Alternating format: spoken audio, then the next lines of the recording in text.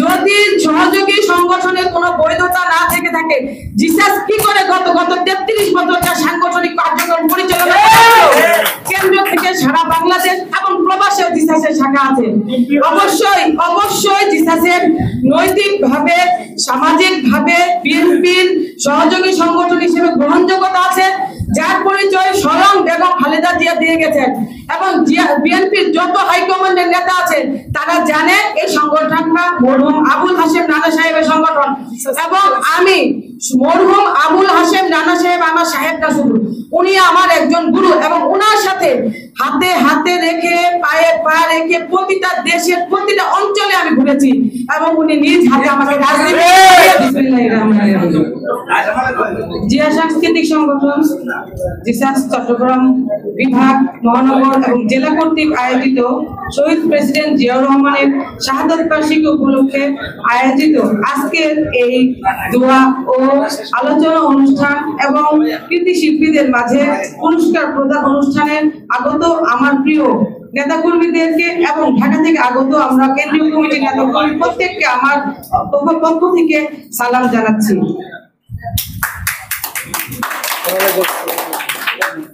আজকে শহীদ প্রেসিডেন্ট জিয়াউর রহমানের 44তম শাহাদত বার্ষিকী আগামী 30 তারিখ আমরা ঢাকাতে অনুষ্ঠান আয়োজন করব।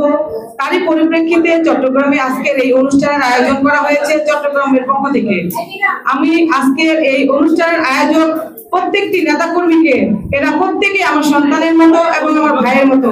প্রথমে আমি আমার হৃদয়ের অন্তঃস্থল থেকে এদেরকে আমি ধন্যবাদ জানাচ্ছি এবং আন্তরিক কৃতজ্ঞতা প্রকাশ করতেছি যে এত কষ্ট করে এরা যে এই আয়োজনটুকু করেছেন, সেই জন্য বিশেষ করে আবুল হাশেম আজাদ ভাইকে আমি অত্যন্ত ধন্যবাদ জানাচ্ছি এবং ওনার সহকারী যারা আমার চট্টগ্রাম জেলার যত নেতাকর্মী আছেন প্রত্যেকের প্রতি আমার অভিনন্দন, ধন্যবাদ এবং কৃতজ্ঞতা।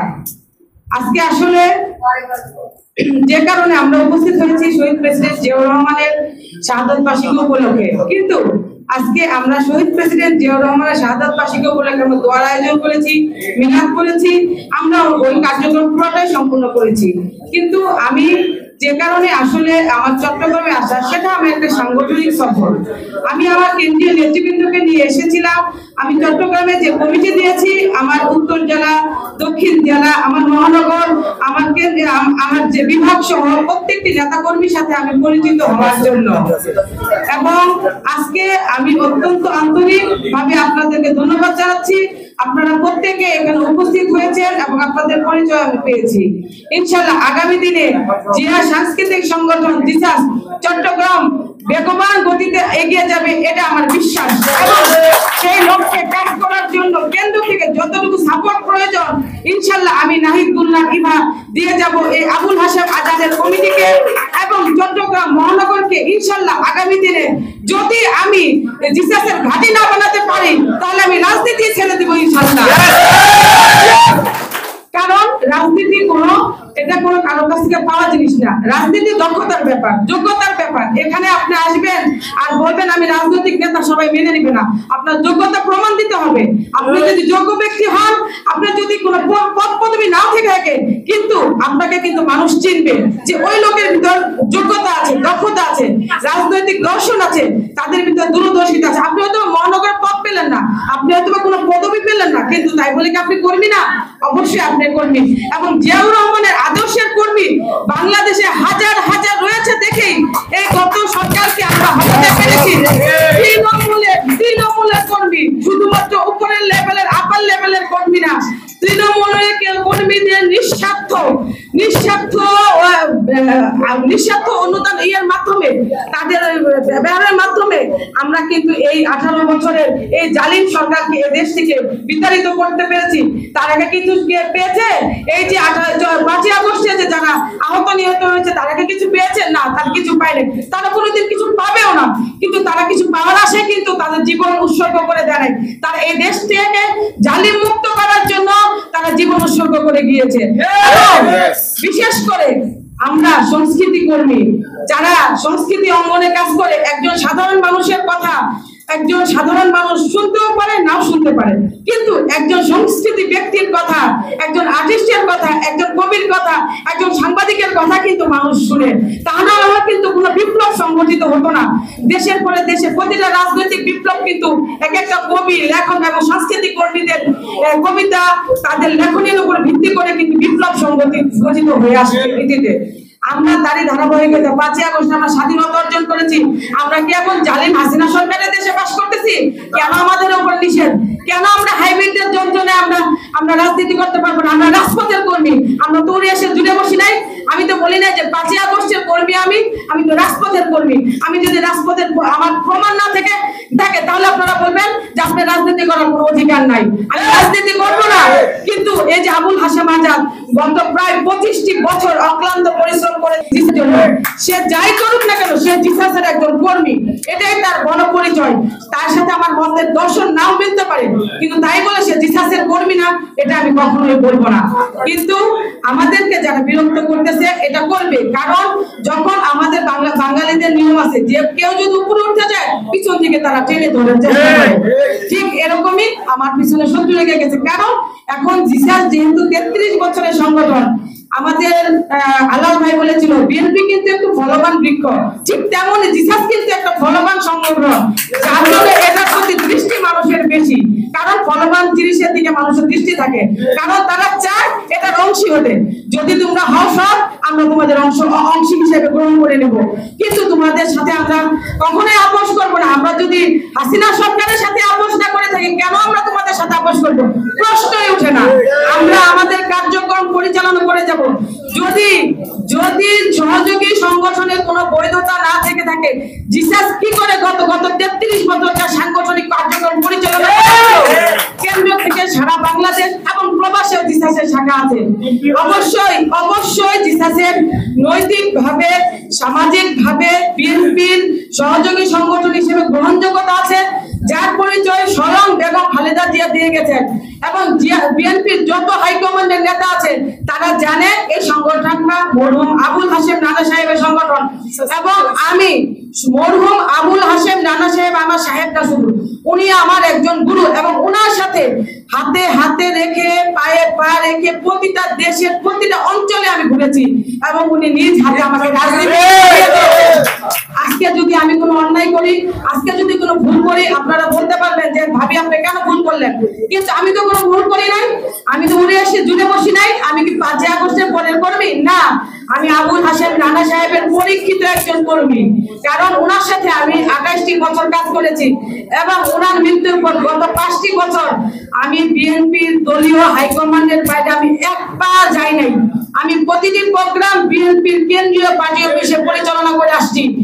বিশেষ করে এটা করার একটা মাত্র কারণ আমাকে বিএনপি আমার সংগঠনকে পছন্দ করে, তারা চায় আমি কার্যক্রম পরিচালনা করি, সেই জন্যই কিন্তু আমি কেন্দ্রীয় অফিসে কার্যক্রম পরিচালনা করতে পারছি। অন্যথায় কিন্তু পারতাম না, কারণ কেন্দ্রীয় অফিসে সহজে অন্যান্য সংগঠন প্রোগ্রাম করার কোনো নিয়ম নাই। আমি সেই জন্য বিএনপিকে ধন্যবাদ জানাচ্ছি আমাকে সহযোগিতা করার জন্য। বিএনপির A to Z আমাদের হাইকমান্ড খন্দকার মোশাররফ স্যারকে নিয়ে আমি প্রোগ্রাম করেছি, আলতাফ হোসেন চৌধুরীকে নিয়ে প্রোগ্রাম করেছি, আমি ডক্টর মহিম খান স্যারকে নিয়ে প্রোগ্রাম করেছি, আমি রিজভি ভাইকে নিয়ে প্রোগ্রাম করেছি, আমি গত শুক্রবার খাইরুল কবির খোকন ভাইকে নিয়ে প্রোগ্রাম করেছি। আমি কিন্তু নেতা ছাড়া প্রোগ্রাম করি নাই। এবং নেতারা কেন আমার সংগঠনকে পছন্দ করে? আবুল হাশেম রানা সাহেবের কর্মের জন্য। আজকে আবুল হাশেম রানা সাহেবের কর্ম ছিল, তাই আমি সংগঠনকে ধরতে পেরেছি এবং সংগঠনকে আমি সামনের দিকে এগিয়ে নিয়ে যাওয়ার চেষ্টা করতেছি। এর জন্য আমার প্রয়োজন আপনাদের একান্ত সহযোগিতা এবং আপনাদের সাহায্য, কারণ আমার কর্মী ছাড়া তো নেতার কোনো দাম নাই। আজকে যদি এখানে আমি এসে দেখতাম আমার কোনো কর্মী নাই, তাহলে আমার এই প্রোগ্রামের কোনো দামই থাকতো না। আমি অত্যন্ত কৃতজ্ঞ, অত্যন্ত ধন্যবাদ আবুল হাশেম আজাদের প্রতি আমি কৃতজ্ঞতা প্রকাশ করতেছি। অনেক ঝড় তুফানের পর কিন্তু এই প্রোগ্রামটা আমরা করছি এবং আমরা সাকসেসফুল, আমরা বিজয়ী, আমরা অনুষ্ঠান করতে পেরেছি। আমরা প্রোগ্রামের মাধ্যমে তারা আমাকে আসতে বাধা দিয়েছে, আমার সিটে হুমকি দিয়েছে, আমাকে নানাভাবে বিরক্ত করছে, আমি কিন্তু আশা বন্ধ করি নাই। আমাকে হুমকি দিয়েছে, বিভিন্ন মাধ্যম থেকে হুমকি দিয়েছে, আবুল হাশেম আজাদকে হুমকি দিয়েছে। কেন? আমরা কি হাসিনা সরকারের আমলে আছি? কেন আমরা ভয় পাবো? লাগলে দেশের জন্য জীবন দিয়ে দিব। দেয়নি 5ই আগস্টের আমাদের দামাল ছেলেরা, জীবন দিয়ে দিব। কি হয়েছে, জীবন আসছে, দুনিয়াতে একদিন আসছি, একদিন চলে যাব, কিন্তু মাথা নত করে চলে যাব না। কারণ হচ্ছে বিনা কারণে নত হয়ে আমরা চলে যাব না। আমরা এই জিসাসকে সামনের দিকে এগিয়ে নিয়ে যাব। রিনা আপা আমাকে ওয়াদা করেছে, রিনা আপা আমার সাথে কাজ করবে, এবং অনেক সংস্কৃতি কর্মী আমাকে ওয়াদা দিয়েছে, আপা আমরা আপনার সাথে কাজ করতে চাই। আমি সময় সুযোগের অপেক্ষায় রয়েছে, ওনাদেরকে নিয়ে আমরা সামনে আমার অনেক পরিকল্পনা আছে। আপনারা আমাকে সহায়তা প্রদান করবেন। দেখবেন ইনশাআল্লাহ যদি আমি সারা বাংলাদেশে এই জিসাসের জয়গান না করতে পারি, তাহলে আমি বললাম তো নিজে থেকে আমি জিসাস ছেড়ে দিয়ে চলে যাবো ইনশাআল্লাহ। আমি আপনাদের সকলের সহযোগিতা কামনা করতেছি। আমি আবারও ধন্যবাদ জানাচ্ছি চট্টগ্রাম বিভাগ, মহানগর, জেলার প্রত্যেকটি কর্মীকে আমার হৃদয়ের অন্তঃস্থল থেকে, অন্তরের অন্তঃস্থল থেকে ধন্যবাদ। এবং আমি বিজয়ী, আমি বিজয়ী, কারণ আমি প্রোগ্রাম করেছি, এত কথা পড়ো আমি উৎফুল্লতার সহিত প্রোগ্রাম করেছি। এখানে আমার অভিনেত্রী রিনা খান আপা বলে গেছে যে কোনো কিছু করার আগে যোগ্যতা অর্জন করে করতে হবে। যোগ্য হলে আমরা যোগ্য নেতৃত্বের পিছনে আমরা নিজেরা আমরা যাই দাঁড়াবো। আমি কর্মী হব, যোগ্য নেতৃত্বে আসুন, আমি কর্মী হব, আমি রাজি আছি। যোগ্য নেতৃত্ব হলে আমার কোনো আপত্তি নাই, কারণ আমরা যোগ্যতাকে আমরা প্রায়োরিটি দিব, আমরা কোনো ব্যক্তিকে প্রায়োরিটি দিব না। আজকে আমাদের আপসীর নিয়ন্ত্রিত যোগ্যতা ছিল দেখেই তো আজকে উনি এত বছর কষ্ট করার পরও আল্লাহ ওনাকে পুরস্কার দিয়েছেন। আমরা কষ্ট করে যাব। আবুল হাশেম আজাদ ভাই আপনি কষ্ট করে যাচ্ছেন, ইনশাআল্লাহ আল্লাহ আমাদেরকে কখনোই ঠকাবেন না। কারণ কোনো কাজই দুনিয়াতে আল্লাহ সমান সমান হিসাব করবে। আমার বক্তব্য একটু বড় হয়ে যাচ্ছে, কিন্তু আমি বলতে চাচ্ছি আমি কিন্তু সাংগঠনিক বক্তব্য দেওয়ার জন্য এখানে আসছি। আর আমি চাই আমার সংগঠনের প্রত্যেকটি কর্মী আমাকে ভালোবাসেন, কারণ আমি কিন্তু রানা সাহেবের সহধর্মিনী, এবং আমি এই সংগঠনটা বাঁচানোর জন্য আপ্রাণ চেষ্টা করতেছি। আমার যতটুকু মায়া আছে বাংলার বুকে আর কারো তো মায়া থাকবে না, কারণ তারা পদবীর লোভী। আমি পদবীর লোভী না, আমি বলছি যোগ্য নেতৃত্ব আসলে আমি আমার স্থান ছেড়ে দিতে আমি বাধ্য, আমি ছেড়ে দেব, আমার কোনো আপত্তি নাই। আমি চাই আবুল হাশেম রানা সাহেবের এই সংগঠনটা বেঁচে থাকুক, এবং রানা সাহেবের নাম বেঁচে থাকুক। উনি কষ্ট করেছেন, উনি একজন ক্ষণজন্মা পুরুষ। আজকে যদি উনি বেঁচে থাকতেন এই সংগঠন কোথা থেকে কোথা যেত সেটা আমি চিন্তাই করতে পারতেছি না, কিন্তু ওনার রেখে যাওয়া কর্মকে আমরা সামনের দিকে এগিয়ে নিয়ে যেতে চাই। সেই জন্য আপনাদের সহযোগিতা আমার একান্ত কাম্য। কোন শত্রুই আমাকে থামাতে পারবে না, কোনোভাবে ইনশাআল্লাহ পারবে না, একমাত্র উপরওয়ালা ছাড়া। এই বিশ্বাস আমার আছে। আপনাদেরকে অত্যন্ত ধন্যবাদ। অত্যন্ত গরম, অত্যন্ত কষ্ট করছেন, তারপরে আমার বক্তব্য ধৈর্য ধারণ করে আপনারা শুনেছেন। আমি তাই আমার কর্মীদের প্রতি আমার আকুল আবেদন, আপনারা জিসাসকে ভালোবাসেন, জিসাসকে বাঁচানোর জন্য আমার সাথে থাকেন।